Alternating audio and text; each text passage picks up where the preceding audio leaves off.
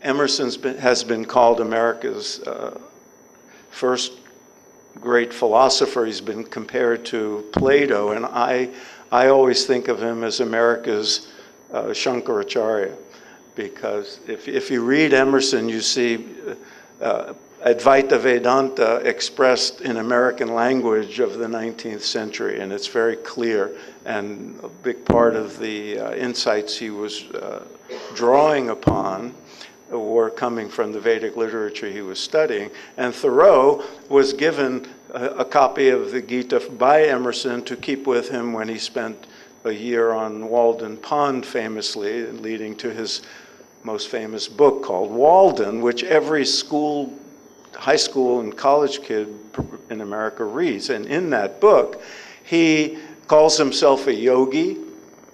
Mind you, this was about 100 years before there were any yoga studios in his part of Massachusetts, but he called himself a yogi and wrote about how he reads the Gita every morning and it's the most sublime literature he's ever read.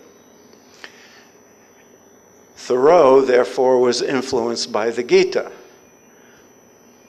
Gandhi was influenced by Thoreau, and you may not know this, but in the 1930s, Gandhi was on the cover of Time magazine 3 different times, including being named Man of the Year one of those years. So Gandhi's influence was one of those, his stature and his accomplishments was one of the many factors that transformed America's thinking about India. Thoreau's civil disobedience book influenced Gandhi, and of course then Gandhi influenced Martin Luther King, who is pictured here arriving in India in the 1950s when he came to study Gandhi's nonviolent tactics and went on to apply them to the civil rights movement. So we've been having this kind of interchange for quite some time.